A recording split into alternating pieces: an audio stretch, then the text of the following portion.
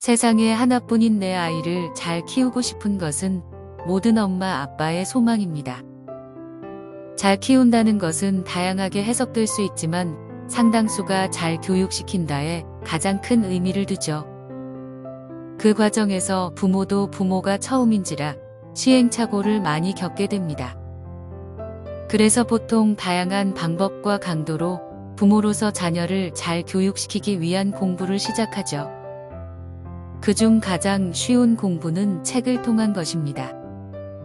게다가 코로나19 대유행 이후 다량의 교육 정보가 유튜브나 인스타그램과 같은 온라인 채널로도 확산되면서 이제 누구나 마음만 먹으면 아이를 잘 교육시킬 수 있는 고급 교육 정보를 손쉽게 얻을 수 있는 시대가 되었습니다. 한마디로 세상 참 교육하기 쉬워졌어요. 게다가 우리는 스스로 인지하고 있지는 못하지만 사실 아이를 잘 교육시킬 수 있는 강력한 무기를 각자가 가지고 있습니다. 우리는 부모 세대보다 훨씬 더 풍요로운 환경에서 상대적으로 많은 교육의 기회를 받고 자랐죠. 소시적에 공부 좀 해본 사람이 많습니다. 그래서 세상에서 가장 귀중한 정보이자 가장 경계해야 할 정보인 경험자로서의 경험치가 여러분에게 있습니다.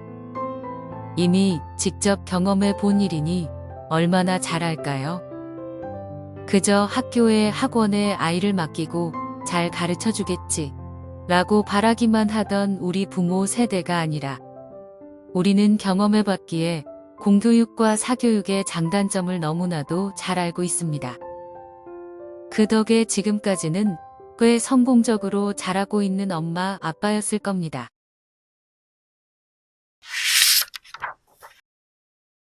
초등 때 잘하던 아이가 중고등 때 무너지는 이유. 초등 저학년 실력은 엄마 실력이다 라는 말이 있죠. 엄마 아빠가 얼마나 아이를 끼고 제대로 가르쳤는지에 따라 아이의 성적이 달라진다는 이야기입니다. 초등 저학년쯤이야 가르칠 수 있겠지 라는 자신감을 가진 분들 덕에 아이는 엄마 아빠와 편하게 공부하죠. 그중 스스로가 부족하다고 생각하는 분은 아이를 더 잘 가르치기 위해 따로 과외를 받는 웃지 못할 사례도 저는 보았습니다. 매일 해야 할 것이 너무 많은 아이, 마음이 급한 부모 때문에 아이가 스스로 하기를 기다리지 못하는 경우도 많고요. 하나부터 열까지 부모의 손길이 미치지 않는 곳이 없습니다. 다행히 이런 부모의 노력이 보상이라도 받듯 초등 시기 아이들은 인풋만큼 곧 공부를 많이 하면 한 만큼 결과물을 냅니다. 만약 이번 단원평가의 성적이 떨어졌다면 이번에 1.5배로 문제를 많이 풀게 하는 등 공부를 더하게 하면 다음 시험에서는 원래 점수를 회복할 수 있습니다. 애초에 난이도가 높지도 않고 범위도 넓지 않아서 집중학습하면 누구나 좋은 성적을 낼 수 있는 초등 시험의 특성 때문이지요.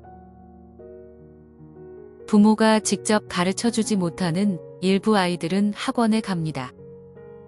학원에 다니면 아이 실력은 곧 엄마 실력이라는 것이 아이 실력은 곧 학원 실력으로 바뀔 뿐이지 아이가 스스로 공부하는 것이 아닌 상황은 동일합니다. 그리고 학원에서도 시험만큼은 철저하게 대비해 주다 보니 거의 항상 만점에 가까운 성적을 받게 됩니다. 학교 시험 성적도 좋고 선행도 나간다고 하니 부모님들 상당수는 좋은 학원에 다니면 아이의 성적이 무조건 보장된다는 큰 착각을 하기 쉬운 상황이죠. 아니, 어쩌면 그렇게 믿고 싶은 분이 계실지도 모릅니다. 옆에 끼고 하나부터 열까지 가르쳤던 미취학 초등 저학년을 넘어서다 보니 이제 슬슬 아이의 교육이 부담스러워졌고 내가 우리 아이를 혹시 잘못 가르치는 것은 아닐까 하는 걱정도 들었는데 학원이 모두 해결해 주었으니까요. 그래서 큰 계기가 없는 한 앞으로 다가올지 모르는 대재앙을 대비하는 것은 현실적으로 어렵습니다. 초등 때까지 공부 잘한다는 얘기를 들어오던 아이들 중에는 중등 때 진짜 실력이 드러나는 경우가 있습니다. 폭발적인 영재성을 보이는 경우는 정말 드물고요. 대부분 기대에 못 미치거나 더 심한 경우에는 처참히 무너지죠. 지금까지 엄마표든 학원이든 각 학년의 지식 수준에 맞게 부족함 없이 공부해왔는데 도대체 무엇이 문제였을까요?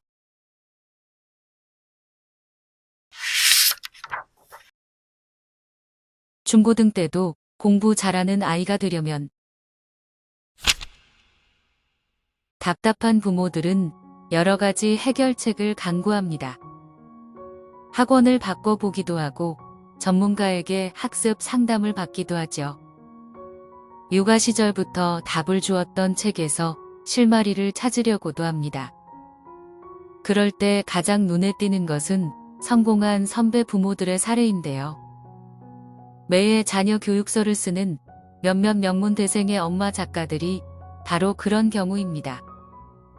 우리는 보통 공부 잘하는 아이의 부모는 아이에게 어떤 교육을 시켰을까에 관심이 많습니다. 학원에 보냈을까? 보냈다면 어떤 학원에 보냈을까? 어떤 문제집을 풀게 했을까? 선행은 어느 정도까지 어떻게 했을까? 영어 원서를 어느 단계까지 읽게 했을까? 궁금한 게 끝도 없죠. 하지만 그런 책을 끝까지 읽고 나면 보통 그런 것들 때문에 아이가 좋은 결과를 받은 것이 아니라는 것쯤은 분명하게 알게 됩니다. 그것은 바로 성과도 학습 과정도 성향도 모두 다른 각 책의 주인공 아이들에게서 발견되는 공통점이죠. 그 아이들 대부분이 공부 독립을 했다는 것입니다. 물론 그 아이들이 공부 독립을 이루기까지는 부모님의 역할이 정말 컸습니다. 지금껏 여러분이 아이의 교육에서 신경 썼던 것은 대부분 지식을 쌓는 것이었습니다.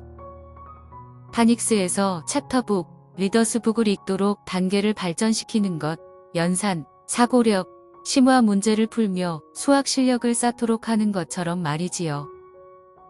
하지만 정작 아이들에게 필요한 것은 지식을 쌓아 견고히 자기 성장의 불쏘시개로 쓸 수 있는 방법, 즉 역량을 만드는 것이었습니다. 이 역량을 키우는 방법을 알아야 아이들은 진정한 공부 독립을 이룰 수 있죠.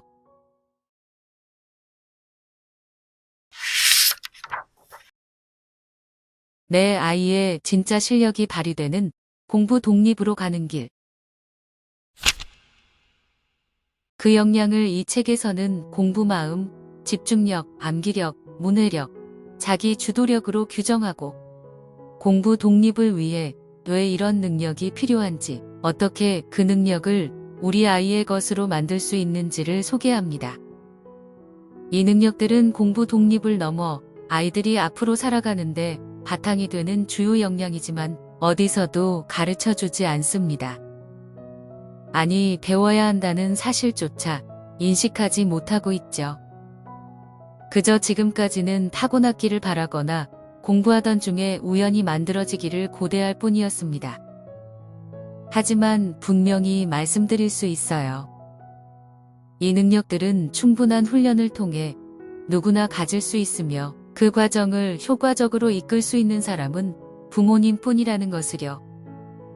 그러면 지금부터 공부 독립을 위한 핵심 역량 5가지 중에서 문해력에 대해 자세히 알아보도록 하겠습니다.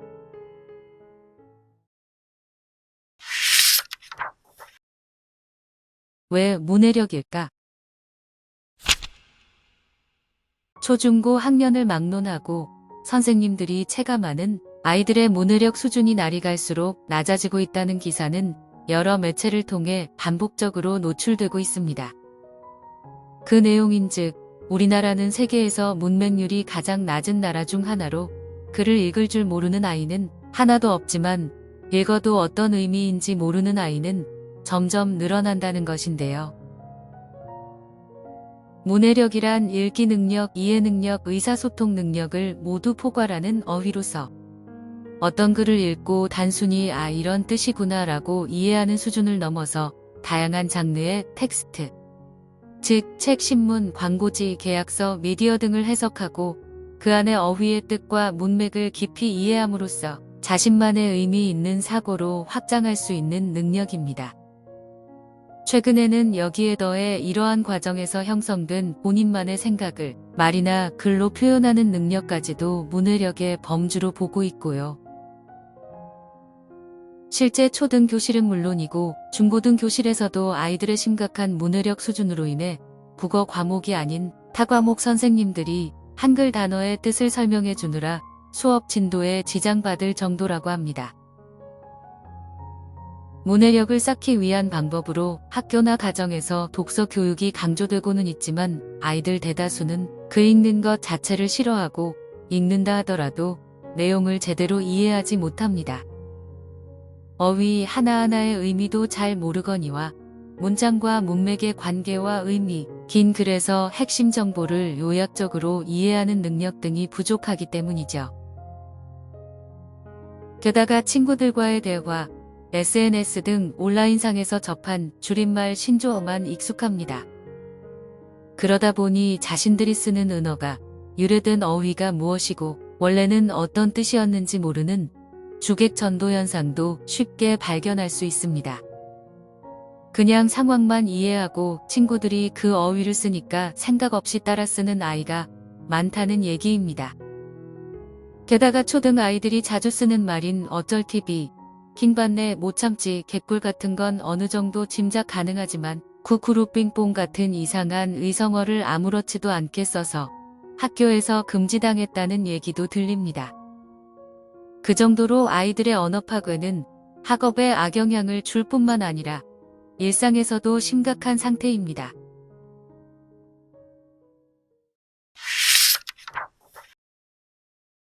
국어뿐만 아니라 전 과목에 영향을 미치는 문해력. 문해력은 모든 학습의 기초입니다. 문해력이 부족하다는 것은 높은 확률로 어휘력이 부족하다는 의미입니다. 그러므로 수업 시간에 등장하는 수많은 어휘를 제대로 소화하지 못하고 그 내용을 제대로 이해하지 못하죠. 마찬가지로 학교에서 읽는 가장 대표적인 책인 교과서도 제대로 읽지 못합니다. 교과서를 읽지도 수업을 이해하지도 못하는 아이에게 자기 생각을 글로 쓰는 것은 당연히 훨씬 더 어려운 일입니다. 그런 상황에 놓이는 아이는 수업에 제대로 집중할 수 없게 되고 어쩔 수 없이 소외되어 점차 학습에 흥미를 잃게 됩니다. 시작은 문해력 하나가 부족했을 뿐인데 학교에서 무언가를 배우는데 꼬리에 꼬리를 물고 엄청난 장애물이 등장하는 셈이죠. 학교에서의 모든 학습 과정이 단언컨대 바로 문해력과 긴밀한 관계를 맺고 있기 때문입니다. 많은 분이 문해력을 책 읽기와 연관지어 국어 학습 역량으로만 한정하여 생각하는 경우가 많습니다. 그런데 책을 많이 읽었다는 아이의 학부모님들이 선생님, 저희 아이가 영어 지문의 이해는 물론이고 그 지문의 한글 해석본을 보고도 무슨 내용인지 잘 모르겠대요. 선생님, 수학 문제가 조금만 길어져도 아이가 풀려고 하지 않아요. 무슨 말인지 이해가 안 간대요. 라고 고민을 토로하십니다. 이건 어찌된 일일까요? 그건 바로 이 문해력이 국어에만 필요한 역량이 아니기 때문입니다. 같은 언어 계열인 영어는 물론이고 사회, 과학도 문해력이 있어야 하며 문해력과 가장 거리가 먼 것처럼 생각되는 수학도 결코 문해력에서 자유로울 수 없습니다. 하지만 국어 문해력이 키워진다고 해서 저절로 영어와 수학 실력의 향상으로 이어지지는 않기 때문에 영어는 영어대로, 수학은 수학대로 각각의 문해력을 따로 길러줘야 합니다. 예를 들어 드릴게요. 요즘은 전 과목에서 서술형 평가가 강조되는 추세인 것 알고 계시지요?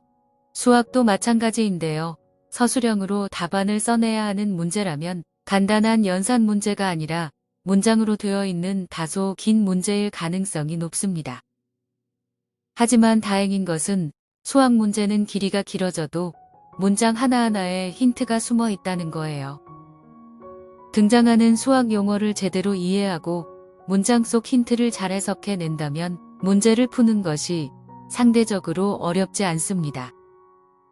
하지만 애초에 수학 문제에 등장하는 수학 용어 어휘의 의미를 모르면 문제가 이해되지도 않고 결국엔 문장 속에 담긴 힌트도 찾아내지 못합니다. 결국 아이는 그 문제를 절대로 풀어낼 수 없지요. 문해력은 그저 책만 무작정 읽는다고 저절로 개발되는 것이 아닙니다. 올바른 독서 방법이 전제되어야 하며 문해력을 위한 다른 효과적인 방법도 같이 꾸준히 실천되어야 하죠. 그런데 우리 학부모님들은 문해력을 키울 수 있는 구체적인 방법을 얼마나 알고 계실까요?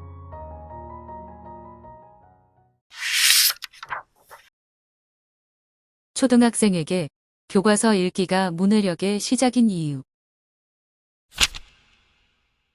초등학생이 되면 아이들이 읽어야 하는 책의 장르에 교과서도 반드시 포함해 주셔야 합니다.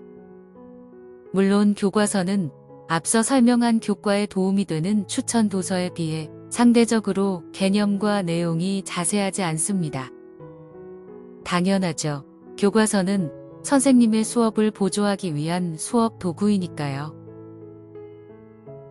그럼에도 불구하고 교과서 읽기가 중요한 이유는 따로 있습니다.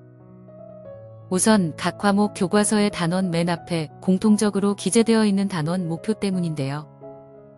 단원 목표는 이 단원에서 배우고 가야 할 것을 몇 문장으로 정리해 놓은 부분입니다. 잘 아시다시피 무엇을 공부해야 할지 모를 때 공부가 가장 어렵고 효율도 떨어지잖아요.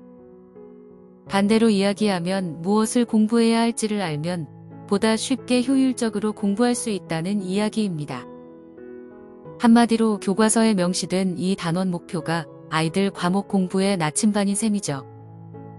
그러니 교과서를 읽을 때에는 반드시 각 단원의 제일 앞에 있는 단원 목표, 도입 문제부터 꼼꼼하게 읽도록 지도해 주세요.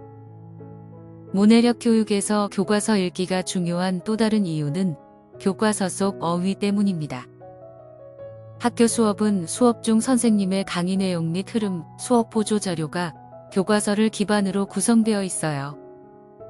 그렇기 때문에 교과서에 등장하는 새로운 어휘만 미리 알아도 수업 내용을 훨씬 더 잘 이해할 수 있습니다.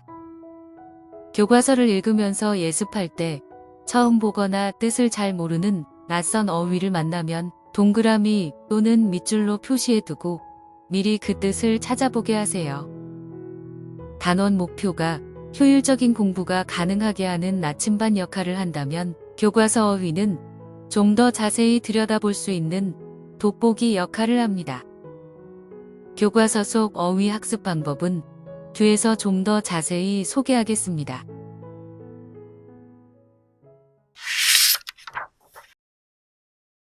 교과서를 활용한 문해력 학습법. 교과서를 활용한 문해력 학습이 더 효과를 보려면 각 단원이 끝난 후 그 내용을 한 문단 정도로 요약해서 최대한 간단하게 정리하는 연습을 시켜보세요. 긴 글을 보고 요약할 수 있으려면 어휘와 문맥을 이해하는데 어려움이 없고 여러 문장 사이에서 가장 핵심이 되는 문장이 무엇인지를 파악할 수 있어야 합니다. 그러므로 당연히 처음부터 잘 되지는 않을 거예요. 하지만 국어, 사회, 과학, 수학 등 한글로 된 긴 글의 각 문단을 요약할 수 있어야 영어로 된 긴 글에서도 핵심 주제를 파악할 수 있습니다. 중고등 이후에 영어 실력에 큰 모자람이 없는데도 수능형 문제의 답을 제대로 내지 못하는 것은 영어 실력 이전에 국어 문해력이 빈곤하기 때문입니다. 그러니 초등 때 사소하게라도 기회가 될 때마다 주제를 파악하고 요약해보는 연습을 하는 것은 문해력 향상에 큰 도움이 됩니다. 만약 여러 번 연습해도 교과서 요약이 어려운 아이들은 먼저 짧은 문학 도서나 애니메이션 등을 보고 어떤 내용인지 5문장 이내로 요약하는 연습을 시켜주세요. 아무래도 전후 관계가 있는 스토리 중심이고 아이들에게 친숙한 내용이어서 교과서보다 쉽게 느낍니다. 이 과정이 익숙해진 다음에 자연스럽게 교과서를 요약하는 새로운 미션을 주세요. 예전보다 훨씬 쉽게 잘할 수 있을 겁니다. 모든 교과서는 문해력을 높일 수 있는 다양한 방법과 힌트를 제공해주는 가이드북입니다. 국어 교과서를 통해서는 문학, 비문학, 실용문 등 다양한 종류의 글을 이해하는 방법을 교과서에 수록된 발췌 지문으로 단계적으로 배울 수 있고요. 사회, 과학, 수학 교과서는 비문학 파트의 지문이라고 이해하면 문해력 교재로서 손색이 없습니다. 문해력은 다양한 주제의 글을 읽고 각 글의 주제에 맞는 해석 방법을 터득하는 과정에서 눈에 띄게 성장합니다. 교과서를 읽으면 손해는 제로이고 얻는 것은 무궁무진하니 오늘부터 당장 교과서 읽기를 실천해 보세요.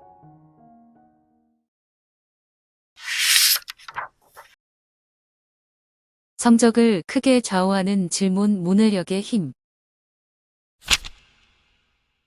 좋은 독서 습관을 지니고 있는 아이라도 교과 문제집을 풀다 보면 유독 질문을 이해하지 못해서 엉뚱한 답을 내거나 문제를 전혀 풀지 못하는 경우가 있습니다. 학부모님 입장에서는 한글을 모르는 것도 아니고 책을 그렇게나 읽었는데 문장 구조, 구문 해석도 안 된다니 상식적으로 납득이 안 가시죠. 하지만 이런 사례는 생각보다 굉장히 흔합니다. 이 경우는 독서 부족보다는 질문 문해력이 부족한 게 문제입니다. 책을 읽든 문장을 쓱 읽는 데는 문제가 없더라도 질문 속 어휘가 무슨 뜻인지 모른다면 또는 문장이나 어휘 하나하나의 의미는 알겠는데 문제를 구성하는 전체 문장을 연결지어 실마리를 생각해내지 못한다면 아이는 절대 문제를 풀 수가 없습니다. 질문 문해력이 부족한 아이는 초등 저학년 때는 주로 어휘의 의미를 모르거나 중의적으로나 관용적으로 쓰이는 구문을 알지 못하는 경우가 많고요. 고학년이 되면 저학년 때와 비교해서 조금은 다른 형식인 긴 지문과 문제 유형으로 인해 고통을 받게 됩니다. 초등 고학년 이후부터 아이들의 국어 성적을 좌우하는 것은 비문학 지문, 즉 수학, 과학, 사회교과와 관련된 문학이나 실용문이 아닌 지문인데요. 이 비문학 지문은 거기에 등장하는 어휘와 생소한 내용은 물론이고 그 지문에 달린 문제들까지 아이들을 큰 혼란에 빠뜨리는 주인공입니다.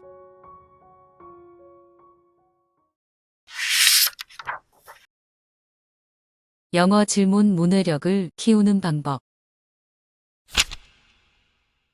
영어는 한글로 된 문제를 제대로 읽지 않는 아이가 정말 많습니다. 문제는 대충 보고 영어 지문과 선지로 곧장 뛰어드는 경우죠. 엄청나게 잘못된 이런 습관 때문에 수능 시험에서 문제를 착각해서 잘못 푸는 아이가 매년 적어도 수만 명은 좋게 될 거라고 장담합니다. 영어 질문 문해력을 키우기 위해서는 우선 문제를 천천히 읽는 습관을 들여주셔야 합니다. 문제를 보면 흥분부터 하는 아이에게 우선 멈춤의 습관을 들여주시는 겁니다. 이를 위해서는 위에 있는 지문을 손으로 가리고 문제로 글의 내용을 예상해보는 활동이 도움이 됩니다. 문제는 형식적으로 존재하는 것이 아니라 그 하나가 독자적인 읽기의 영역이므로 그 또한 꼼꼼하게 읽어야 함을 자연스럽게 깨닫게 하는 부분이기 때문입니다. 또 문제를 읽고 나서는 지문을 어떻게 읽을지를 문제 위에 써보게 하는 것도 큰 도움이 됩니다. 내용을 꼼꼼히 확인하면서 읽을 것인지, 이야기의 흐름을 이해하면서 읽을 것인지, 내 생각과 의견을 정리하면서 읽을 것인지 등을 생각해 보는 기회인 것이죠. 이 단순한 과정을 통해서 문제의 정확한 이해와 지문 읽기 전략이 수립되면 문해력 성장의 선순환이 만들어집니다. 국어 지문과 문제 해결에도 그대로 적용해 보세요.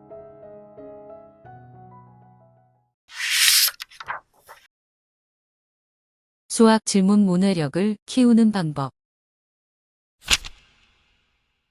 수학 문제에는 글자 못지않게 수많은 기호와 문자가 등장합니다. 특히 중등 이후에는 미지수 x와 상수 a 등의 기호와 문자가 폭발적으로 많이 나오죠. 그래서 문장 하나하나를 따져가며 이해하기 위해서는 생각보다 많은 시간과 집중력이 필요합니다. 그런데 그때 이렇게 복잡한 기호 문자가 섞인 긴 글로 이루어진 문제를 풀어내기 위해서 가장 중요한 것은 문제 상황을 정확하게 파악하는 것인데요. 이때 가장 유용하게 쓰이는 것은 단연 그림이나 도표와 같은 시각적인 요소입니다. 부모님들은 보통 아이가 수학 문제를 풀 때 식이나 연산을 위한 계산 과정을 써야 하는 것이 아니냐고 생각하실 수 있어요. 오히려 상황을 정확하게 인식하면 암산으로 문제가 쉽게 풀리는 경우도 있습니다. 여러 수식어구와 상황 설명으로 인해 문제가 복잡하게 보였을 뿐인 거죠. 그러니 아이가 끄적끄적 뭔가를 그리고 쓴 것 같긴 한데 풀이 과정은 아닌 것 같은 의심이 드실 때에는 무턱대고 아니, 풀이 과정을 써야지. 식을 세워야 문제를 풀 거 아니야. 라고 면박 주지 마세요. 왜 그렇게 그림을 그렸는지를 조심스레 물어봐 주세요. 아이가 자신의 머릿속에 떠올린 것을 어설픈 그림으로 표현하기 어려웠다면 부모님에게 설명하면서 생각이 정리되기도 한답니다. 이렇게 수학 학습은 읽고 쓰면서 푸는 것이 전부가 아니라 아이 각자만의 방식으로 진행해도 괜찮습니다. 그러니 초등학생 때부터 2줄 이상의 길이를 가진 수학 문제를 만날 때마다 달려들어 식부터 쓰게 하는 것보다는 문제 상황을 그림이나 도표 등으로 표현하는 연습을 먼저 하도록 지도해 주시기 바랍니다. 시각화는 어떤 방식이 더 좋다고 할 수는 없습니다. 하지만 가장 쉽게 도전할 수 있는 것이 그림이에요. 이 그림은 아주 잘 그릴 필요도 당연히 없고요. 아이가 문제 상황을 이해했고 그린 그림을 어떻게든 설명할 수 있는 수준이라면 추상적이거나 이상한 그림이어도 괜찮습니다. 수학 문제는 대체로 조건과 질문으로만 이루어져 있습니다. 문제를 구성하는 글 전체에 필요 없는 문장은 하나도 없어요. 그래서 잘 모르는 문제를 푸는 요령으로 조건과 질문을 구분하고 조건들을 나열하다 보면 실마리가 보인다는 필승 전략이 있을 정도입니다. 그런데 짧은 문제에서는 명확하게 보이던 조건과 질문이 문제가 길어지면 길어질수록 아이들은 무엇이 무엇인지 구분하기 어려워하고 그 사이의 연관성을 찾아내지 못하게 됩니다. 그럴 땐 이렇게 하세요. 보통 수학 문제에서 묻고자 하는 질문은 가장 마지막 문장에 나옵니다. 나타내시오, 구하시오, 쓰시오, 몇입니까? 등이 바로 그것이죠. 그래서 아이들을 지도하실 때에는 우선 전체 문장과 마지막 문장 사이를 구분하는 것을 가장 먼저 알려주세요. 무엇이 질문인지를요. 그리고 끊어읽기라고 하죠. 보통 국어나 영어 과목에서 긴 글을 이해하기 위해 한 호흡 쉬어가는 부분에 빗금 표시를 이용하는 것처럼 수학 문제도 끊어 읽습니다. 그리고 마지막 문장을 제외한 전체 문장을 읽을 때도 여러 군데 끊어 읽기를 해보는 겁니다.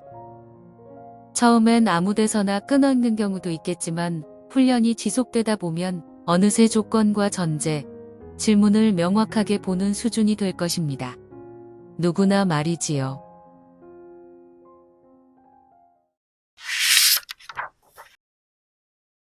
문해력의 핵심, 어휘력 학습법. 아이들이 교과서를 읽는데 가장 큰 걸림돌이 되는 것은 앞서 설명한 어휘력의 부재입니다. 한 문장을 읽을 때마다 모르는 어휘가 2~3개씩 등장하면 문장 하나를 읽는데도 엄청난 시간이 걸리지요. 그 사이 집중력은 흩어져 버립니다. 그러고 나면 당연히 더는 읽고 싶지 않게 돼요. 그래서 수업 시간이 힘들어집니다. 선생님이 하시는 수업에 등장하는 그 어휘를 나는 처음 들어보는데 주변 친구들을 돌아보니 모두 아는 것 같아 보이고 선생님도 모두 알고 있다는 전제하에 따로 설명해주지 않고 넘어가 버리면 그때부터 우리 아이는 수업이 제대로 이해되지 않습니다. 무슨 말인지 잘 알아듣지 못할 테니까요. 그런데 만약 아이가 적극적인 성격이라서 수업 시간이든 수업이 끝난 후에 질문을 한다거나 자기 주도적으로 사전을 찾아본다면 어느 정도 보충은 됩니다. 하지만 미리 알고 수업을 듣는 것보다는 이해도가 많이 떨어질 수밖에 없겠죠. 그래서 최소한 교과서 어휘는 예습 단계에서 미리 학습해야만 합니다. 초등학생인 우리 아이는 어휘력을 어느 정도 수준으로 갖춰야 할까요? 당연히 다다익선입니다. 많이 알면 알수록 이해의 폭이 넓어지는 것은 부인할 수 없는 사실이죠. 하지만 이를 위해 일부러 본인 수준보다 높은 수준의 책을 읽는다면 어떨까요? 글쎄요. 마음먹으면 사전을 옆에 끼고 읽을 수는 있겠으나 그렇게 공부처럼 하는 어휘학습이 과연 아이들에게 얼마나 도움이 될까요? 부모님의 기대와는 달리 공부가 되기는커녕 아이는 책도 사전도 당장 던져버리고 싶은 마음이 될 겁니다. 어휘 공부에 학을 떼게 만들고 싶진 않으시죠? 이는 아이의 시간을 버리고 공부 마음도 망가뜨리는 절대 시도하지도 말아야 할 방법입니다.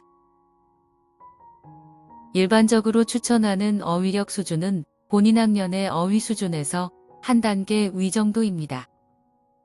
본인 학년의 어휘 수준이란 국어, 영어, 수학을 비롯한 주요 교과서를 기준으로 판단하시면 돼요. 한 단원에서 한두 개의 어휘를 모르는 수준이라면 중상 정도의 실력이라고 판단하시면 됩니다. 처음에 교과서 예습을 할 때에는 이보다 더 많은 수의 어휘를 모를 수 있습니다.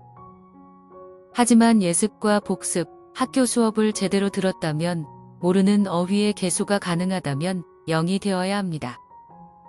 적어도 제 학년 수준의 어휘력을 갖추기 위해서라면 말이죠.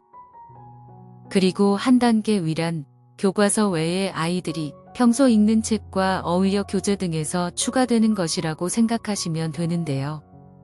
사실 추가적인 어휘는 독서 과정에서 자연스럽게 익히는 것이 가장 좋습니다. 하지만 독서 습관이 잘 잡히지 않은 아이이거나 평소 책을 좋아하지 않는 아이라면 시중에 나와 있는 어휘력 관련 문해력 교재를 활용한 어휘학습도 괜찮습니다. 공부 독립을 하기 위해서는 가장 필요한 역량이 문해력일 텐데요. 문해력뿐만 아니라 공부 마음, 집중력, 암기력, 자기 주도력 등 우리 아이 공부 독립을 위해 키워야 할 능력들이 많습니다. 좀 더 자세한 내용이 궁금하시다면 책을 구입하여 꼼꼼히 읽어보시길 추천해드립니다. 여기까지 들어주셔서 감사합니다.